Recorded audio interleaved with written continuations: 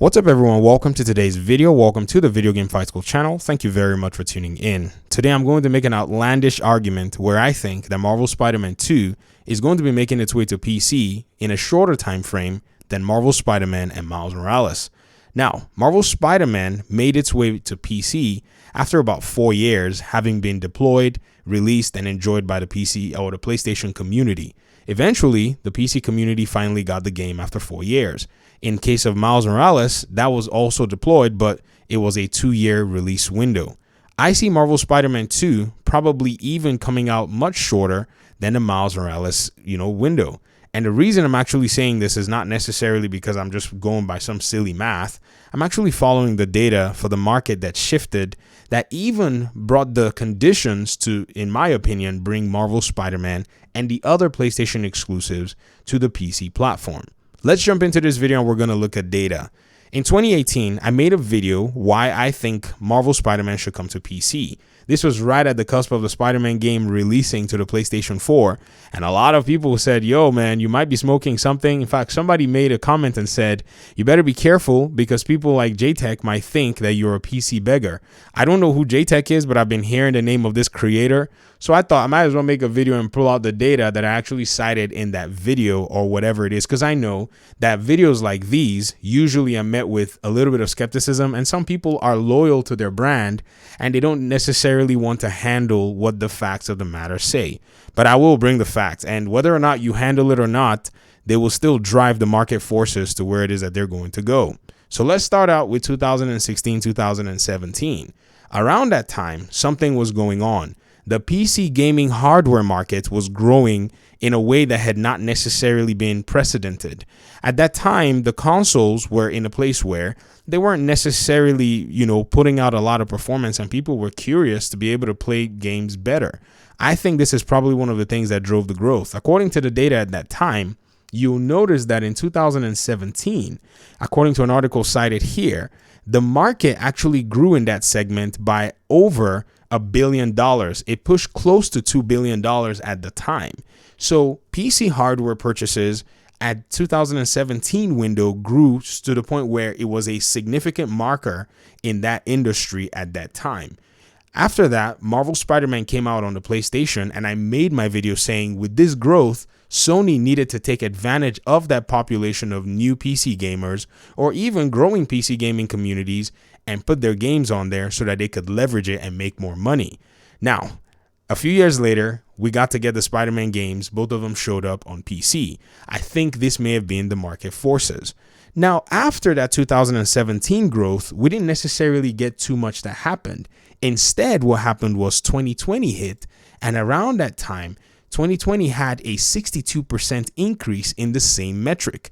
If you notice here, the MPD group basically says that consumer spend on PC gaming hardware and accessories in the US increased by 62%. This is an anomaly. This was not something that was precedented. They would have thought that maybe 2017's numbers would have probably just inched up a little bit.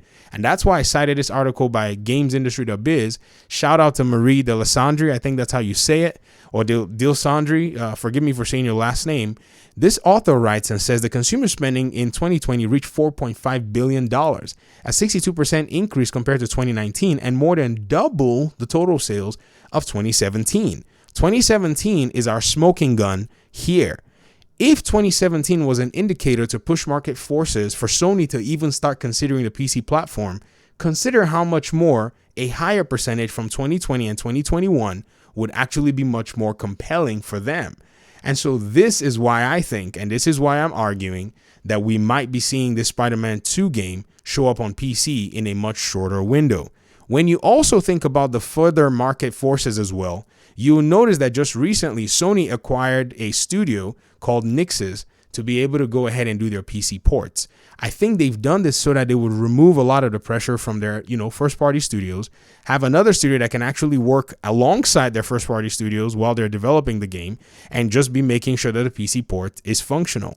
So this already reduces your production time for your PC version, and your first party studio can just move to a different project rather than sitting back there and just spending resources working on a game that they already finished for the PlayStation console. It is a very solid business strategy. Why would this business strategy even be viable? Is Sony in a place where they need to jump into the PC market? Well, there are different possibilities. There's money to be made there for sure. That's number one. And number two, their competitor already has an edge in that PC market. When you mention Microsoft and Sony, I noticed that fans from both sides kind of want to call you a name. You're a Microsoft fanboy, or like I've been getting in comments, you seem like your videos are biased against Sony. Ladies and gentlemen, I drove to a different state to buy my PlayStation 5. I don't know how many more dedicated Sony fans can top me in that one. Maybe some of you can. But we drove there at night, right up from, I just ate my dinner. My friend said, hey, I'm going to go find these PlayStations. I know that there are 13 in a Walmart in XXX different state. And I said, pick me up. And we went there and we bought ourselves a PlayStation 5. We were so excited because we were able to get our hands on one. But at the same time, I'm not going to sit here and be blindly loyal to some company that doesn't care about me. I just wanted to, play a game or play a console that I had games on and a console that I did like, I think, at that time. So that's pretty much it. But when you think about the competition, Sony has almost no choice than to basically pursue this PC market with everything they got. In fact, they're already doing it. I'm over here saying that they need to, but it seems like a lot of PlayStation fans are not paying attention. Let me show you something. Sony is also already at edge, basically making an entire brand that's called PlayStation PC. This is a brand of their video games that are making their way to the PC platform. And if you notice, more and more, the library is growing big. You see a now available side, and you can also look at a, coming soon side. Ladies and gentlemen, this coming soon side tells you already that they intend to populate this page with more and more titles as time goes on. You can even go to the Steam page and see that there is an entire PlayStation Studio page that does showcase a lot of these games that have been released and the ones that are upcoming. So Sony is not sitting there idle. I think what they're doing is they're playing the PR game. They want to be able to at least appease their console community and not make you seem like, they've abandoned you. And I don't think they have. I think they want to make money, because if they make money, they can make more games. But the data and the growth on the PC market is just too strong to ignore. In fact, 2017 was actually crazy. Let me even give you a crazy stat from that year. So in that year, with that report, I can't necessarily find it, but I did cite it in my video, so I can go back there and look at that video I made in 2018 talking about this. About 67% of gamers in the US were all on different platforms. Out of that 67%, what was actually cited was about 50-something% of them were playing on PC, even though they had other consoles.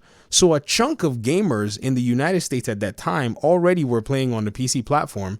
And yes, they did have multiple gaming machines.